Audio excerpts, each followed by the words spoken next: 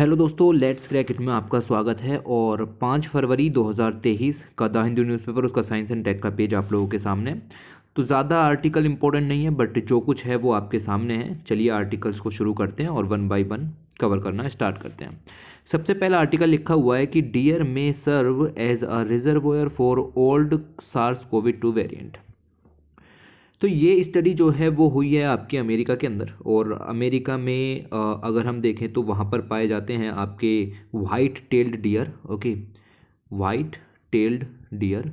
और उन white tailed dear के ऊपर स्टडी यहाँ पर हुई और पता चला कि भाई जो सार्स कोविड 2 के अलग अलग वेरिएंट थे, like alpha, delta, gamma, Omicron, ये सब चीज़ें जो हैं, ठीक है। तो ये वाले जो वाइट टेल्ड डियर हैं ये इनके वाहक हो सकते हैं। ओके, और रिजर्वोयर तक भी ये कंटेन कर सकते हैं। मतलब इनके अंदर में एक तरीके से जो वायरल लोड है वो काफ़ी ज़्यादा हाई देखने के लिए मिला है।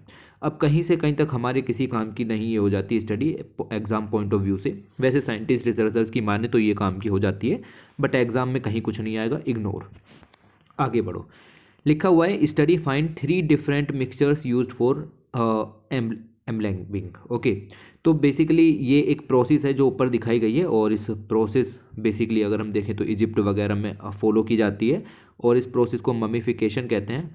ओके, ममीफिकेशन, तो आपने मम्मी सुना होगा, इजिप्ट में मरने के बाद की ये सब रिवाज हैं। ओके, तो ये जो आपका ममीफिकेशन यहाँ पर किया जाता है प्रोसेस, इसके अंदर में अलग अलग तरीके के मटेरियल्स जो हैं वो यहाँ पर यूज़ होते हैं। तो आप देखो कि यहाँ पर लिखा हुआ है कि डिफरेंट मिक्सचर्स और सब्सटेंस यूज़ होते हैं। ये सब्सटेंस के नाम भी दिए गए हैं।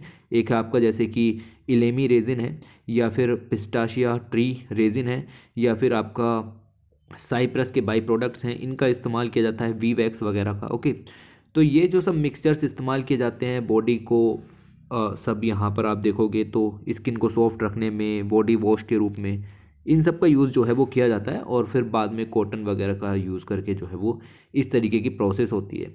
हमारे किसी काम की एग्ज़ाम पॉइंट ऑफ व्यू से है ही नहीं।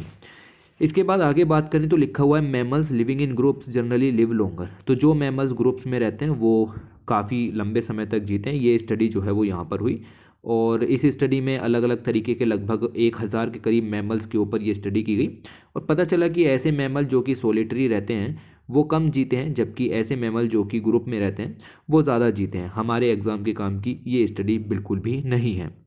इसके बाद आगे बात करते हैं, और यहाँ पर मशीन लर्निंग कॉम्बिनेशंस का यूज़ किया गया है। ओके, और इसमें क्या है कि मशीन लर्निंग के ज़रिए जो स्पेस से अलग अलग तरीके के रेडियो सिग्नल्स आते हैं उनको डिटेक्ट करने की कोशिश यहाँ पर की जाएगी। ओके, तो एक मशीन लर्निंग का मेथड जो है वो प्रेजेंट किया गया रिसर्चर्स के द्वारा, और इसके द्वारा वो जो है वो स्पेस से आने वाले जो रेडियो सिग्नल्स हैं उनको आइडेंटिफाई करेंगे। आइडेंटिफाई करके उनमें से जो इंटरफेरेंस होते हैं, मतलब मेन, एक तो मेन आवाज़ होगी रेडियो सिग्नल्स की, इसके अलावा इधर उधर की आवाज़ें भी होंगी, उनको हटा करके, उनको फिल्टर करने के बाद एक फाइन जो रेडियो सिग्नल है वो आपको देखने के लिए मिलेंगे। ओके, हाँ, तो हमारे काम की हो जाती है थोड़ी सी कहीं मेंस वगैरह में लिखने के लिए। प्रीलिम्स में यहाँ से कोई क्वेश्चन नहीं निकलता। इसके अलावा लिखा हुआ है कि climate change will increase hydro power generation. कैसे? ठीक है, तो ये निकल करके आता है पॉइंट। पूरा भरा हुआ आर्टिकल दिया था, ये रहा, ये रहा, ठीक है। पूरे आर्टिकल में आपकी बॉल बाय बॉल चीज़ें चली कि किसने कैसे क्यों स्टडी की और कहाँ कहाँ पर जाकर स्टडी की, कौन कौन से रिजर्वोयर लिए। हमारे काम का इतना सब है ही नहीं। ओके, ये सब आपको नहीं पढ़ना। हमें क्या जानना था, इसके अंदर से पढ़ करके हम कुछ पॉइंट निकालते जिनको आप नोट करते। तो वो सारे पॉइंट ये लिखे हुए हैं यहाँ पर। इन पॉइंट्स को समझते हैं कि आखिर बात जो है वो क्या हो रही है। लिखा हुआ है climate change will increase hydro power generation. कैसे? तो आप देखो कि क्लाइमेट चेंज होगा, क्लाइमेट चेंज होगा तो टेम्परेचर वार्म होगा, ग्लोबल वार्मिंग वगैरह ये सब सिचुएशंस जो हैं वो देखने के लिए मिलेंगी। जैसे जैसे ये सिचुएशंस जो हैं वो बढ़ेंगी, सिंपल सी बात है कि जो रेनफॉल के पैटर्न्स हैं वो भी चेंज होंगे, और रेनफॉल्स की जो इंटेंसिटी है वो भी यहाँ पर बढ़ जाएगी। ओके, तो रेनफॉल जो है वो उसका अमाउंट यहाँ पर बढ़ेगा। जैसे जैसे बारिश का अमाउंट बढ़ेगा तो आप समझिए कि रिवर्स के अंदर में वाटर इनफ्लो बढ़ जाएगा, और वाटर इनफ्लो बढ़ेगा तो डैम के अराउंड जो रिजर्वोयर्स होते हैं उनमें पानी बहुत ज़्यादा हो जाएगा, और उस पानी की मदद से ही हम हाइड्रो पावर जो है वो जनरेट करते हैं। तो इस तरीके से आप देखोगे कि क्लाइमेट चेंज कैसे लिंक है हाइड्रो पावर के जनरेशन से।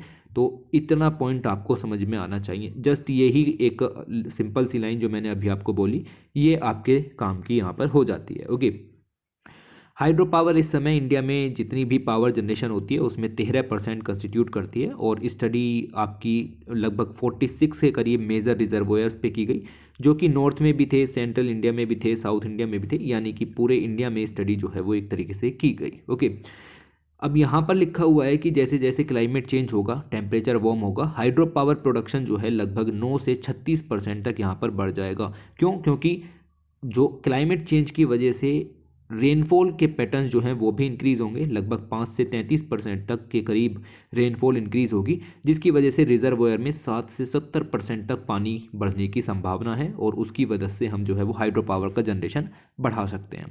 इसके अलावा इन्होंने ये भी बताया कि नॉर्थ और सेंट्रल इंडिया में रेनफॉल ज़्यादा होगी, यानी कि नॉर्थ और सेंट्रल इंडिया में जो हाइड्रो पावर प्रोजेक्ट्स चल रहे हैं उनकी कैपेसिटी साउथ इंडिया की तुलना में ज़्यादा बढ़ने के चांसेस नज़र आते हैं।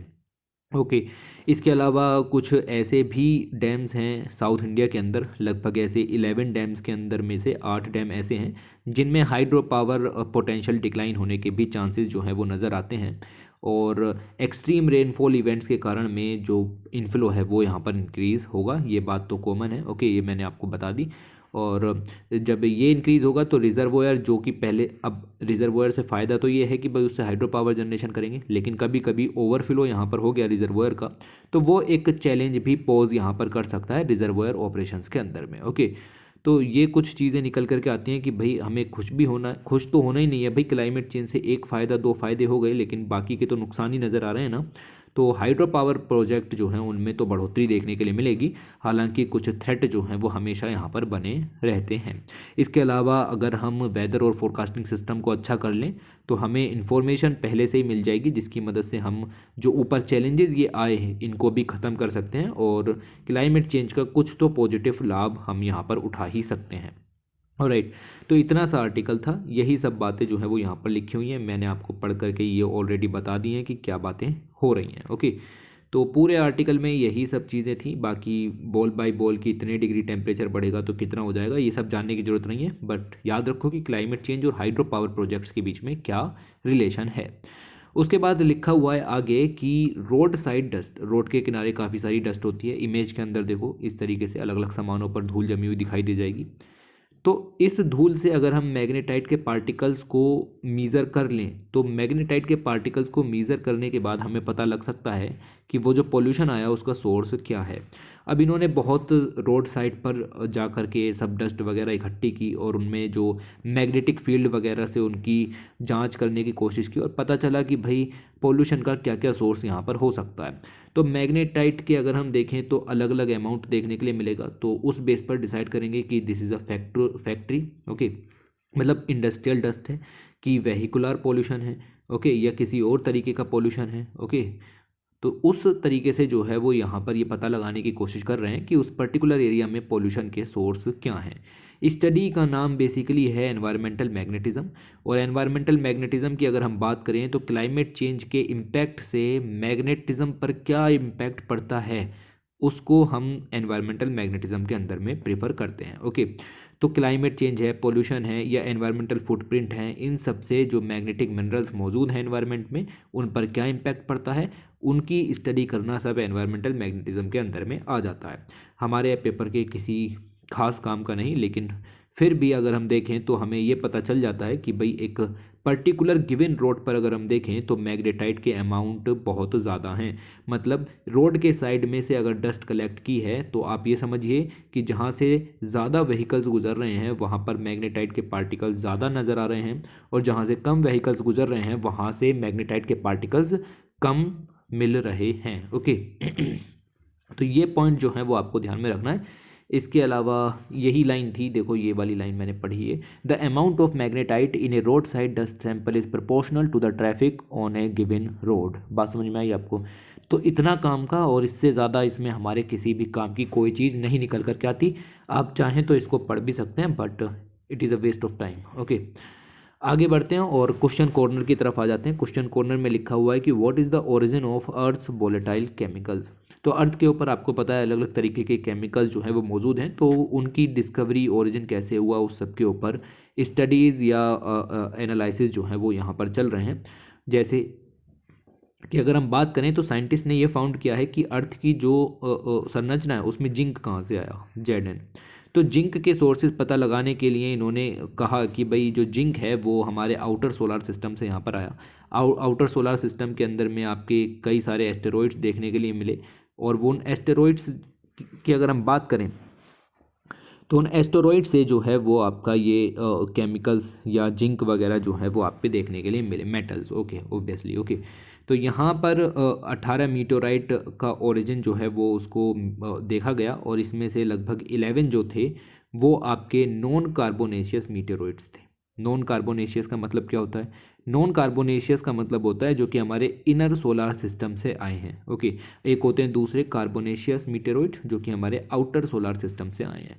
तो इन सब के ऊपर सब स्टडी की गई और ये पता लगाने की कोशिश की गई कि भाई जिंक के जो आइसोटोप हैं या डिफरेंट फॉर्म्स हैं वो कैसे, कब, कहाँ, क्यों आई। अब आपको ये नहीं याद रखना कि जिंक वगैरह के ऊपर सब स्टडी हो रही है, जिंक की इन्वेंट्री क्या है या वगैरह वगैरह। आपको जस्ट 2 पॉइंट याद रखने हैं कि there is something called non carbonaceous meteoroid और there is something called carbonaceous meteoroid, जो कि हमारे आउटर सोलर सिस्टम और इनर सोलर सिस्टम से देखने के लिए मिल जाते हैं। तो कोई बहुत बड़ी या इम्पोर्टेंट चीज़ें जो हैं वो आज के पेपर में नहीं दी थी, लेकिन फिर भी जो निकला वो आपके सामने है। बाकी अगर आपको लगता है कि कोई और पॉइंट में निकल रहा है तो आप ज़रूर से निकालने की कोशिश कीजिए। और इसी के साथ मैं वीडियो की लेंथ को कम रखते हुए वीडियो को बंद करता हूँ। Thanks for watching, take care.